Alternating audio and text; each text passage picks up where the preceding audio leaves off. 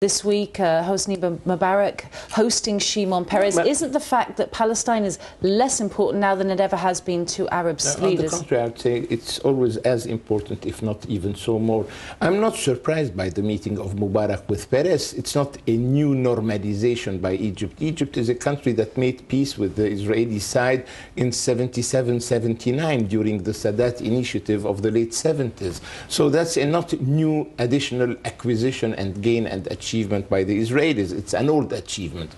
Now, I'm not disturbed by the meeting. What I'm interested in is the content of the meeting. And I believe today in the meeting between Peres and Mubarak, Mubarak would have lobbied Peres in the right direction, I believe. He would have lobbied him to freeze settlement building because that is damaging and detrimental to the peace process that everybody wants to see re-triggered. He would have lobbied for the exchange of prisoners, the Shaath Israeli captured soldier, in exchange for several hundred Palestinian prisoners, bearing in mind we have 11,000 in Israeli jails, and he would have lobbied for several other issues that are in Palestinian interest. So no normalization in that meeting. It's the continuation of a process that started in 77. Let's talk a little bit about the situation in Gaza and Hamas with the Israeli soldier Shaath. There's a negotiation going underway now. Is it going to lead to the release of that soldier, and will that lead to a freeing of the besieged Gazan people? I hope so. And I always call the soldier a captured soldier and not a kidnapped individual. Why do you call him? Because we have a situation of belligerency, and a soldier in the Israeli army besieging Gaza is hardly a tourist promenading himself close to the boundary. And I always considered that there should be an exchange of prisoners, and I'm happy there are those talks, double mediators. You have the Egyptians on the one side and the Germans on the other. I wish both success. I said we have 11,000 Palestinian prisoners. By the way, most of them are of Fateh origin. We shouldn't distinguish ideologically. It's unimportant. But you just did. No, because others pretend as though it's mainly from one side. No, we have Fateh prisoners even more in numbers than any other political coloration, and they are both equally as important to us. I hope hundreds, and if not more, will be released. And one of the names of those proposed to be released are the 15 parliamentarians from Hamas who are still in Israeli jail, and the Fateh leader, also a parliamentarian, Marwan Barghouti. I hope all those will be part of the coming deal, and I hope that we are on the verge of a breakthrough. Your new role as Deputy Commissioner for International Relations for the Fateh Movement seems a bit of a poison chalice. Never has Fateh been so disliked by some members of the peace community, the pro-Palestinian groups, who are more willing to chant Hamas on the streets of international cities post the Gaza Nakba than they are ever Fateh. How damaging is it to your unity project that these groups support Hamas and distrust Fateh? I don't think that your depiction is an accurate depiction. The people who know the Middle East know that we in Fateh have been the architects and the artisans of the Palestinian resurrecting national movement. We were the first to trigger the revolution in '65, put back Palestine on the political map, on the international agenda. We were the first to start the Intifada of '87 and played a leading role in the second Intifada of 2000. We were the ones who protected Palestinian pluralism when we were pressured to eliminate factions and political colorations in the scene. I'm speaking of the 70s and the 80s. We were the one who initiated democratic elections, competitive, multiple, monitored, and all the rest. We are the architects of contemporary Palestinian history. Yes, we declined in popularity at certain moments, and we can discuss that, but I believe it's doing injustice to that movement to say that they are unpopular in the solidarity movement and solidarity network. We are the ones who put Palestine on the international agenda. We were destined, according to those who chose to be our enemies, to historical oblivion. It was thanks to Yasser Arafat that the centrality of our problem is today recognized, and that our problem goes beyond the narrow boundaries of Palestine in between the Jordan River and the Mediterranean.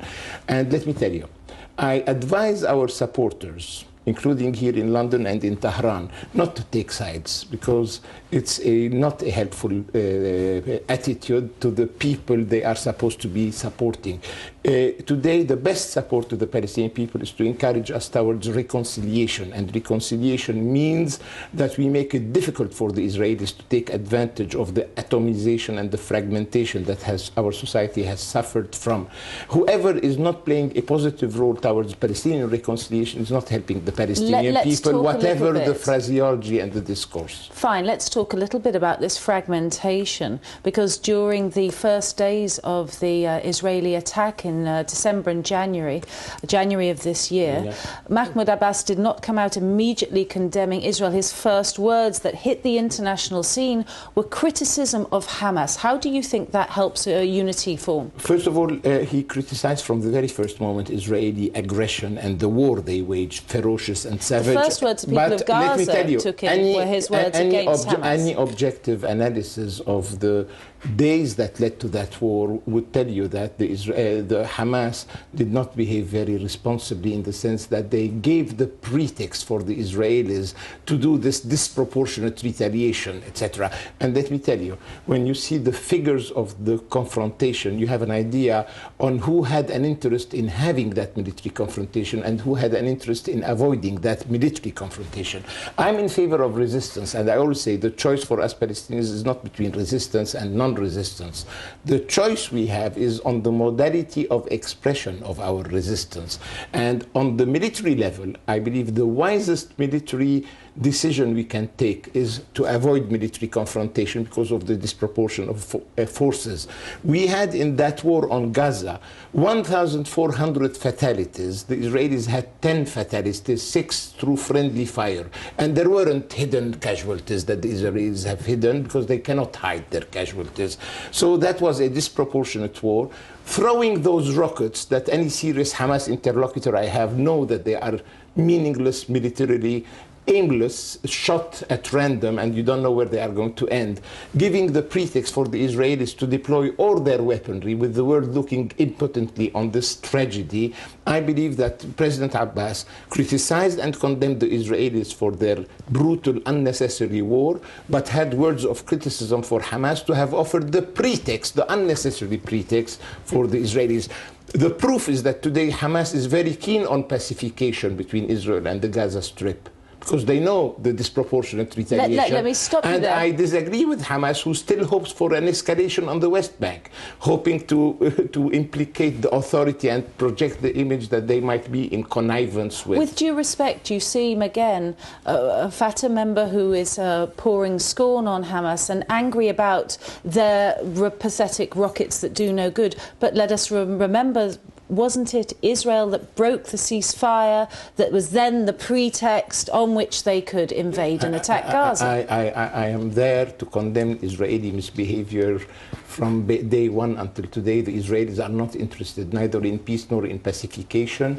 The Israelis, their policy, whatever the coloration of their government and their coalition, is how to acquire as much of Palestinian territory as possible with as little of Palestinian demography as possible. This we know.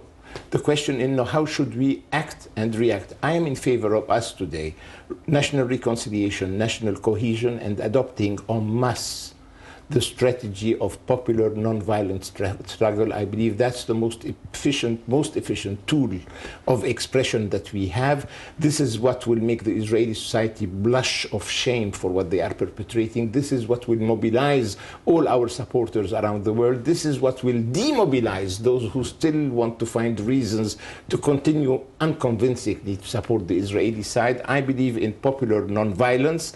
That's the option we should explore and refine and define and go deeper and to broaden. The examples of Bil'in and Na'lin, etc., are to be multiplied. It should become the philosophy and the praxis we should all adopt, and not to demagogically try to outbid, etc. I believe that today Hamas has accepted the question of pacification and the ceasefire in Gaza. As you reminded me, it's the Israelis who frequently break the ceasefire that de facto has been established. Yes, of course, because they have an interest in the military confrontation because of the disproportion and disparity of capability.